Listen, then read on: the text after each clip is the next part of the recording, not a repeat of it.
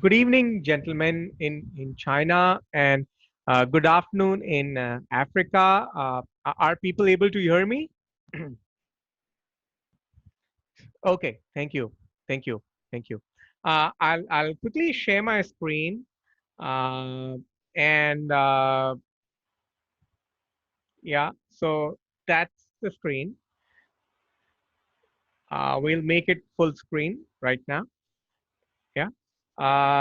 So Uh, basically, our company was incubated by IIT Bombay, a premier institute here in India, and our objective was to build vertical agnostic models in artificial intelligence and models that could actually be scaled up. Could be taken to the level of a software product. And I'm actually grateful to Dr. Hira for having thought that I was worthy enough to present on this forum because we sort of focus on how data can be made amenable to modeling and what it is that you should look into data to meet your goals, the decisions that you're trying to take. And somehow Dr. Hira and Santosh ji thought that I was worthy enough to make a small presentation, so I'm grateful to them. Uh, so here is what the current situation is like. There is a lot of data available currently. Uh, Either a processed data from John Hopkins University, or advanced models from the Singapore University, or even a lot of I'm very happy to say a lot of the people working in the social sector have crowdfunded together to put up portals to give data about what's going on. There are almost hourly updates on many of the portals like Worldometers or COVID-19 org.india. There's a lot of hourly updates available. Now, we do not come from the medical science fraternity, but from the sheer perspective of analysis for people who are more or less, data enthusiasts. What would you actually look at? You know, so one thing that obviously first comes to your mind is the deaths per test. Deaths, actually, what is the number of deaths? Now, if you're actually trying to even work out in a refined way that not every country or not every state has been equally tested, then you would like to look at a metric which is death per test, which is the mortality metric. Now, that's the chart we have on the left hand side. And if you look at it, it's got a fair sprinkling of countries. That's which are a fair mix. They're not easy to classify or do a pattern classification on them. So you have Algeria on the top with 6.76 in the deaths per unit tests conducted. This is into 100, by the way. I just want to give the disclaimer. It's not that six are dying for every test. It's into 100. This number is a percentage number. And you have Belgium at the fourth place. The most common heard of European countries, which are in news for a large number of coronavirus infection cases, and a large stress on their medical systems. UK and France, they come at the seventh and the eighth position. Again, you have Brazil down at the 14th, 15th, you have Ecuador. Now, the key is how do you actually go about saying that you would like to have a more structured way of looking at your data? So one way to look at it is, say, cases per million. Yeah. And if you rank, now this is the data that we had as of the 3rd of May in the evening. Okay. If you look at the cases per million, you have San Marino at the top. And of course, we've just taken the first 15 or 16 positions to get a larger perspective of data. You have USA at the 14th position, Italy 15th, and Switzerland at the 16th position. Now, this gives some idea. Cases per million is a good metric which gives some idea about the whys of the spread, not just the hows, but the whys of the spread, like sort of. So if you look at San Marino, it's like a small enclave, almost surrounded on all sides by Italy. It's a very popular tourist destination. You go down, Spain is again popular for tourism. From Belgium onwards to Isle of Man, right until Switzerland, from the 10th to the 16th position, you have a great deal of economic engagement with the world, either in terms of the financial engagement or corporate structures that have companies over there. So you get into more of a sense of understanding that the infection, the spread of the infection, if we look with an appropriate metric like cases per million, was actually driven by this economic and travel integration. Okay. And we just quickly go down to the next slide. So now the key is, how do you actually ascertain which are the factors that are impacting the spread? I mean, if we were to say that, give us a sort of statistical multiple, that, if I take factor A and I, collect some data for factor A, well, that makes one part of the story. If I collect some data on factor B, which makes another part of the story, then what we say in simple statistical language is, can I multiply probability of infection due to factor A and probability of infection due to factor B, and then try and get a score, or can I get a rank which will say how infected a particular region or state will be. So at our end, we actually tried to identify about 4 issues which we felt were the key issues that were sort of impacting the spread. So one was economic and travel integration, international economic and travel integration of that particular nation. The other was also internal integration. In India, we found that even internal economic integration was to a great extent impacting the spread. The population densities, especially in urban areas. And fourth, what is the social infrastructure available to implement social distancing? Is the urban structure there, or the societal structure there capable of handling social distancing? So on these 4 factors, we tried to get some initial sense of an estimate. We first looked at Italy, and there's a small box there where we have listed the top 10 global importers, as per 2018 data. Currently the global imports are actually taken as a surrogate metric to help identify what is the extent of economic integration of those nations. And they're spread across continents, and you find that 7 of these are in the top 20 countries infected by the virus. So the extent of economic integration actually made more travel between the 2 places. There was more people-to-people engagement, and that people-to-people engagement, sort of opened the doors for more communication. So let's take the case of Italy, which became the first epicenter in Europe. It had very close ties with China, to the extent that there were direct flights from northern Italy to Wuhan. The people-to-people connect and connections were very strong. Almost over a lakh citizens from China moved to Italy, work in their factories. There was Chinese ownership of Italian firms. So economic integration was, in a way, a trigger that helped the faster spread. And countries, as we go in the previous slide, sorry, at the bottom over here, each one of these has a fair degree of economic integration with some of the big superpowers in the continent. So each of the countries again, becomes a conduit for the spread. We come to India. We looked at the cases, confirmed cases across all the different states, and here again, we tried to develop a surrogate metric. The metric was, what is the geographic distance? So Mumbai is the financial capital of the country. What was the geographic distance from Mumbai to other states, and how do their confirmed cases look like?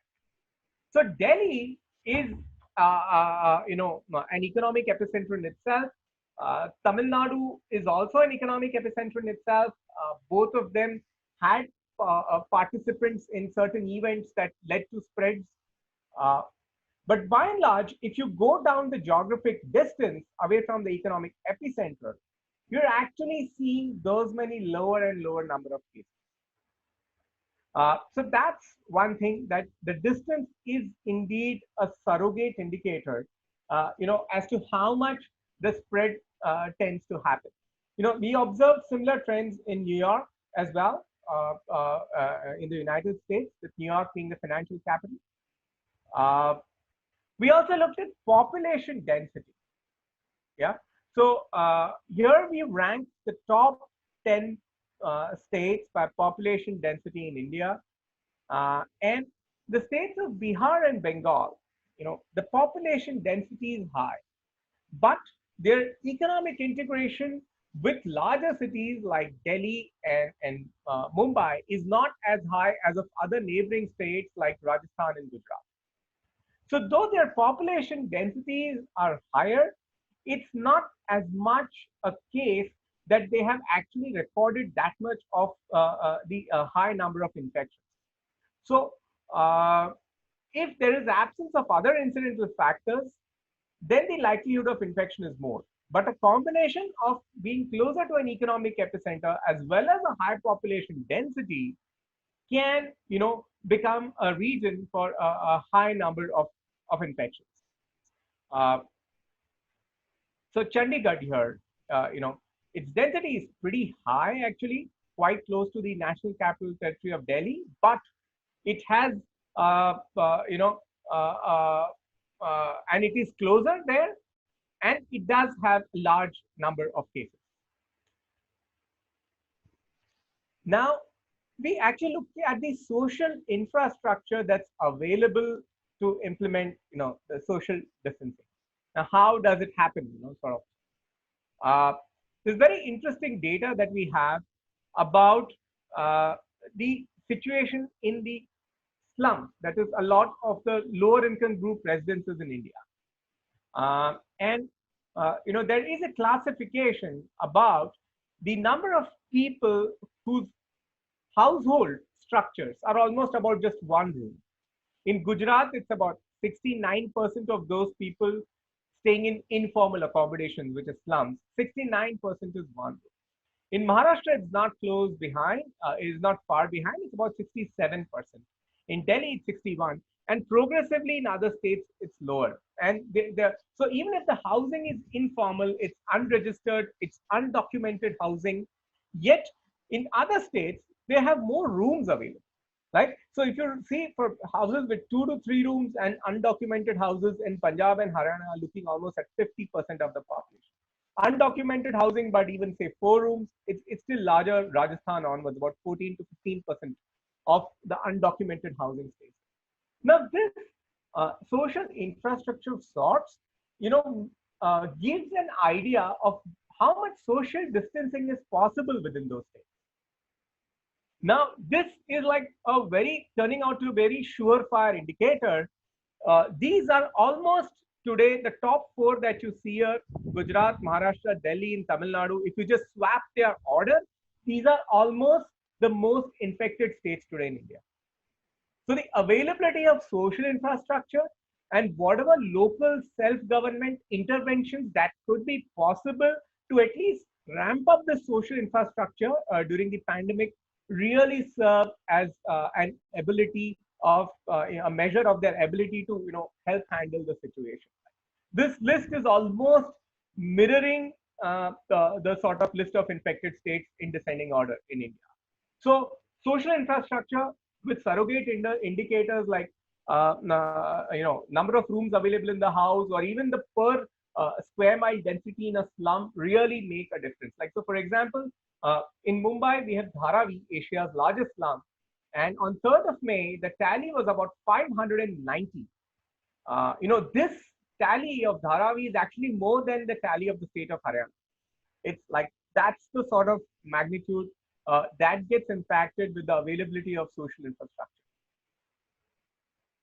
We look at two very interesting cases. Now, this is, uh, you know, given the fact that a lot of our COVID and Corona warriors are battling the situations on the ground, and we have data coming in every day. What do you look in the data, yeah, to say that the country, the cases are flattening, but what should decide, whether to what extent is the recovery happening place? What should be the analytic metric to assess the extent of the recovery? So if you look at this percentage size of this funnel, so I'm calling this the funnel. Yeah. So we've taken this from the worldometers.info, and they have created this mapping between death rate and recovery rate. The orange line is the death rate, and the green line is the recovery rate. On the right hand side, you have the picture for India, and if you look at it, uh, the death rate, the orange line, like somewhere around the middle of March, was threatening to get close to the green line till the 26th March, almost to the first week of April. But after that, the gap widened, the funnel grew bigger. The growing width of this funnel indicates that the measures that the self-governments and the national governments have taken are working. And though the curve is flattening slowly, there is hope of saving lives and containing the magnitude of the impact of the virus. So the funnel keeps widening. The green line tends to grow more and more away from the orange line. Yeah. Now, on the left-hand side, we have the same picture for Italy, and this is the reason why Italy was a case of worry for a long time, almost for a month and a quarter. You can look at Italy's graph starting on the 19th of February and going right until the 3rd of April. Only after the 3rd of April did the funnel gap widen. It started widening substantially. In fact, in the beginning in Italy, the orange line, the death rate, was actually substantially more than the recovery rate. It was indeed a picture of fear. And eventually the funnel started widening. So this is also an important metric that, if the funnels widen,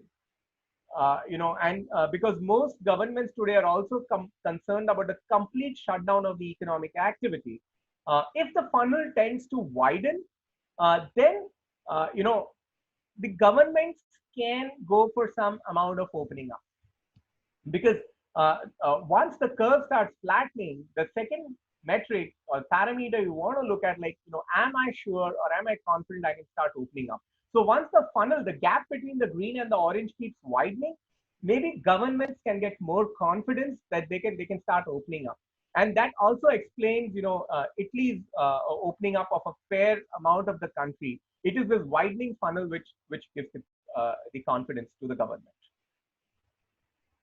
Now, I'm just trying to summarize a few methods, that we can actually make research on data stronger about.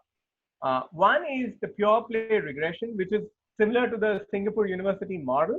Yeah, it's based on regressions and it sort of tends to give a forecast. But if you want to go further, you are actually looking for a more micro strategy. You want to know what are the different factors, how they're going to impact.